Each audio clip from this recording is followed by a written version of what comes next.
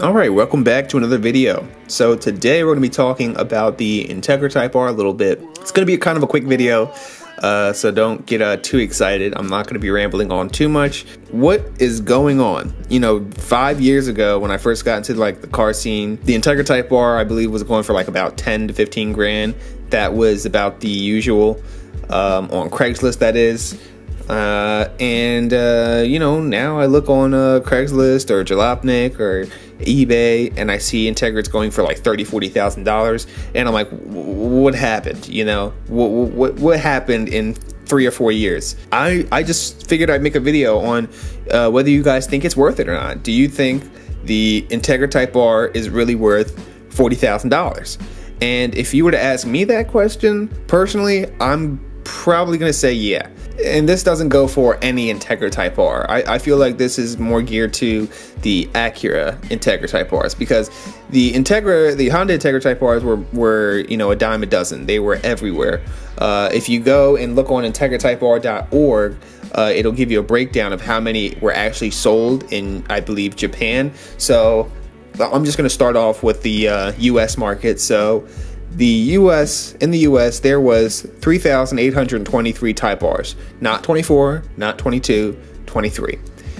That's how many there were. There was 1,300 of them were championship white, 517 were black, another 572 were a different shade of black, and then there was 1,400 yellow. That is a lot. But if you look at what Honda did now with the Civic Type Rs, they're making $6,000 a year.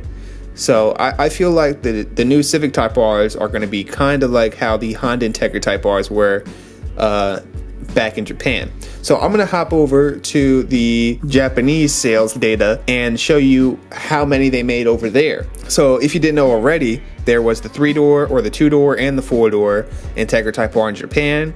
And they made 24,860 of the 2-door and 5,135 of the 4-door. So that is a huge difference.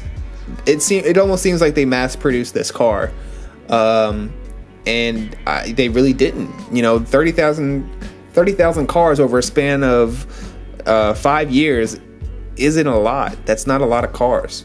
But still, I feel like these cars are much, much cheaper than, you know, the Acura Integra Type Rs, and that's because, well, there was a lot more made. I'm not liking the trend that's happening with the Integra Type Rs.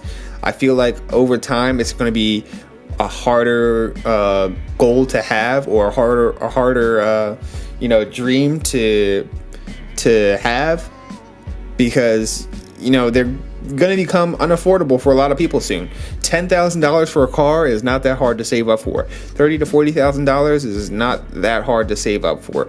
Most people will spend about $20,000 to $30,000 on a car, at least in the US. And it's not a lot. You know, you can just pull out a loan and boom, you're done. You know, when we start getting up from 50,000 plus, that becomes out of reach for a lot of people. And I feel like this car is going to exponentially shoot up in price within the next 5 to 10 years. So, you know, like I said in my other video, you should import a DC2 when they first become legal. I mean, if you have the money for a Type R now, you better buy it while you can, or else time's gonna run out.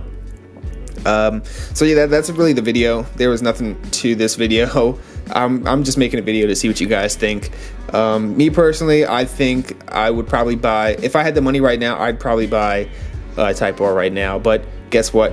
Don't have $30,000 in my bank account. I'm not rich. So I'm going to continue to build my car, and hopefully one day I can import something nice and just be happy. So that's the end of the video. Let me know what you guys think down in the comment section below. Would you buy an Integra Type R for $30,000? Do you think it's worth it? And let me know what you think. All right, see you guys in the next one.